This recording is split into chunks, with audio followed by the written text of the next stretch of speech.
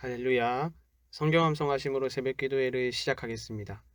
그들이 사도의 가르침을 받아 서로 교제하고 떡을 떼며 오로지 기도하기를 힘쓰니라.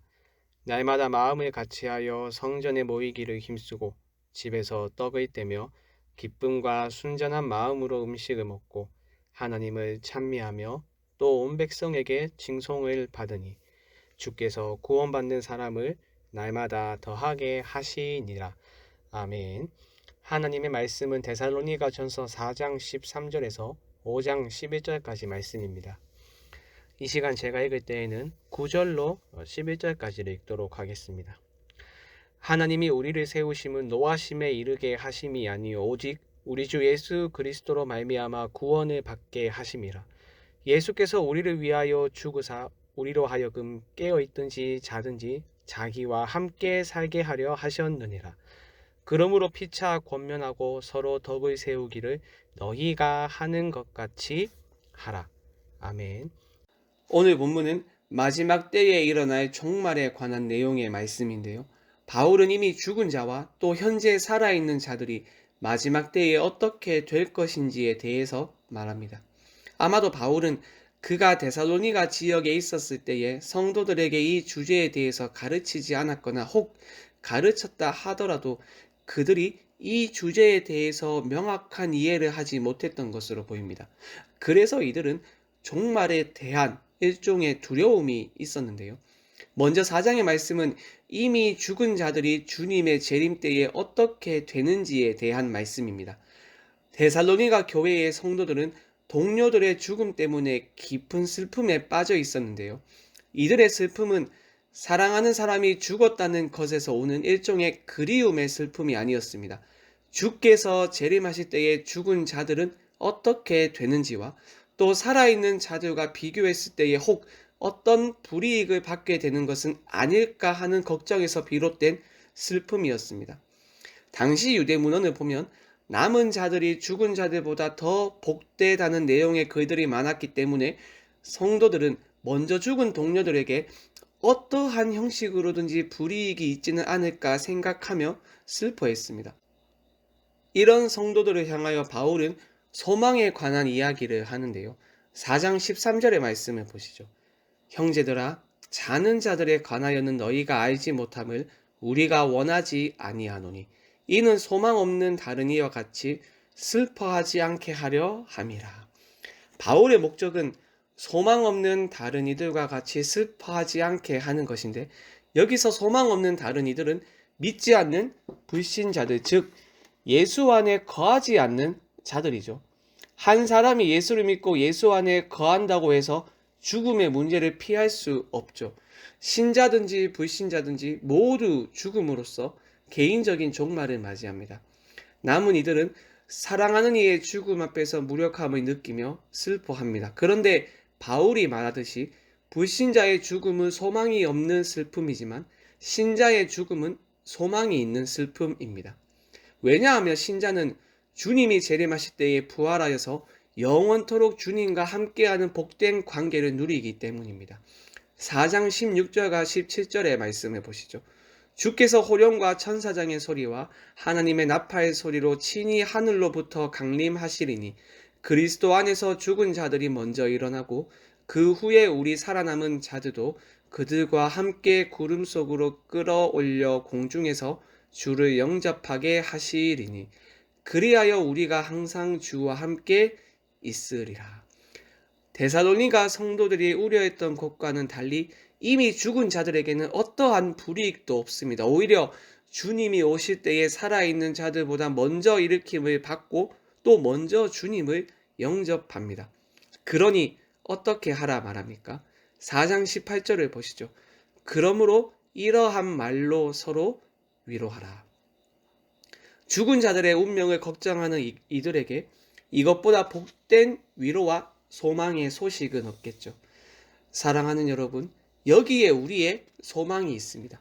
신자와 불신자 모두는 죽음이라는 문제 앞에서 무기력함을 경험하고 이 세상에 있는 그 무엇으로도 죽음을 극복할 수 없음을 깨닫고 좌절하고 슬퍼합니다. 특히 사랑하는 사람의 죽음 앞에서 그런 감정들은 극대화가 됩니다. 하지만 신자는 불신자와 달리 슬픔 속에서도 소망을 가질 수 있어야 합니다. 비록 소중한 사람과 얼굴을 맞대고 살과 살을 맞대지 못하기 때문에 그립고 슬프지만 훗날 주님이 강림하실 때에 반드시 부활하여서 영원히 주님과 함께 있을 것을 확신하며 슬퍼하더라도 소망 가운데 슬퍼할 수 있어야 합니다. 원하옵기는 우리 교회가 사랑하는 이를 잃어 슬픔에 잠긴 이들에게 이 말씀으로 격려하며 공감함으로써 슬픔이 아닌 참된 소망이 가득한 그러한 교회가 되기를 바랍니다. 계속해서 이어지는 5장의 말씀은 살아있는 자들의 운명에 관한 말씀인데요. 바로 주의 재림과 함께 있을 심판에 관한 말씀입니다. 살아있는 자들은 재림의 때에 있을 심판 때문에 두려워했는데요. 바울이 5장 1절과 2절에서 말하듯이 그들은 재림의 특징과 또 때와 시기에 관하여는 이미 잘 알고 있었습니다. 5장 1절과 2절에 보시죠. 형제들아, 때와 시기에 관하여는 너희에게 쓸 것이 없음은 주의 날이 밤에 도둑같이 이를 줄을 너희 자신이 자세히 알기 때문이라. 이들은 주의 날이 도둑처럼 임한다는 것을 잘 알고 있었습니다. 그런데 문제는 도둑같이 임하는 재림의 때에 그들은 과연 어떻게 될 것인지를 두려워했습니다. 이 문제에 대해서 바울은 마찬가지로 불신자와의 비교를 통해서 성도들에게 두려워하지 말 것을 말하는데요. 불신자에게 주의 재림은 도둑같이 갑자기 이르는 것이지만 성도에게는 주의 날이 도둑같이 임하지 않습니다. 5장 3절과 4절의 말씀을 보시죠. 그들이 평안하다, 안전하다 할 그때에 임신한 여자에게 해산의 고통이 이른과 같이 멸망이 갑자기 그들에게 이르니 결코 피하지 못하리라.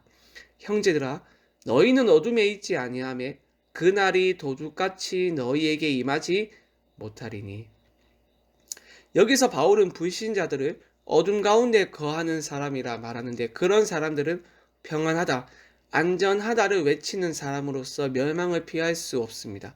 여기서 바울이 말한 평안과 안전은 당시 로마라는 거대한 제국이 자신들의 거대한 제국을 과시하기 위하여 외쳤던 일종의 슬로건이라고 할 수 있는데요. 아마 데살로니가 지역의 불신자들은 주의 날과 함께 있을 심판에 대한 그리스도인들의 주장에 대해서 자신들이 현재 누리고 있는 평화와 번영의 보호자인 로마를 언급함으로써 대응했을 것입니다. 이런 그들에게 주의 날은 당연히 도둑같이 임하는 날이 될 수밖에 없겠죠. 하지만 신자는 다릅니다. 신자에게 주의 날은 불신자들처럼 도둑같이 임하는 날이 아닌데요. 왜냐하면 그들의 정체성은 빛 가운데 거하는 빛과 낮의 아들이며 따라서 늘 빛 가운데 거하는 자처럼 깨어있기 때문입니다. 5장 5절과 6절의 말씀을 보시죠. 너희는 다 빛의 아들이요 낮의 아들이라. 우리가 밤이나 어둠에 속하지 아니하나니 그러므로 우리는 다른 이들과 같이 자지 말고 오직 깨어 정신을 차릴지라. 사랑하는 여러분, 우리는 때와 시를 알 수 없으나 주의 재림은 반드시 있습니다. 우리는 이 날이 있음을 확신하며 이 세상의 평안과 안전을 의지하는 것이 아니라 우리의 정체성을 확고히 붙들어야 합니다. 그래야 주의 날이 도둑같이 임하는 심판의 날이 아니라 주님과 영원히 복된 관계를 누리는 기쁨의 날이 될 수 있습니다. 우리는 늘 깨어 살아가야 합니다. 마치 오늘이 마지막 날인 것처럼 그렇게 살아가야 합니다. 예고도 없이 들이닥치는 도둑을 대비해서 항상 깨어 있어야 하는 것처럼 도둑같이 임할 주의 날을 대비해서 항상 깨어 있어야 합니다. 그것이 바로 빛과 낮의 자녀라는 정체성에 합당한 삶이며 그런 자들에게 주의 날은 두려움과 심판의 날이 아니라 기쁨과 승리의 날이 되는 것입니다. 그러므로 여러분, 빛과 낮의 아들이라는 우리의 이 정체성을 기억하시고 두려움이 아닌 소망 가운데 늘 깨어 종말을 살아가는 여러분이 되길 바랍니다. 우리 함께 말씀 생각하며 합심으로 기도하겠습니다. 우리의 끝이 멸망이 아니라 주님과 영원히 함께하는 복된 관계임을 깨닫고 빛의 자녀답게 깨어 확신 가운데 그날을 기다리게 하여 주옵소서. 토요일은 예배와 순모임을 위하여 기도하는 날입니다. 내일 드려지는 모든 예배가 하나님의 임재로 가득한 예배되게 하시고 성령 안에서 참된 교제가 회복되는 순모임이 되게 하여 주옵소서. 마지막으로 포스트 코로나 시대를 기도로 잘 준비하게 하시고 우리가 위축되는 것이 아니라 하나님을 의지하여 힘있게 도약할 수 있도록 우리 교회를 붙들어 주시옵소서. 이 외에도 개인의 기도 제목을 가지고 자유롭게 기도하시면 되겠습니다. 주님의 이름을 한번 부르고 자유롭게 기도하겠습니다. 주여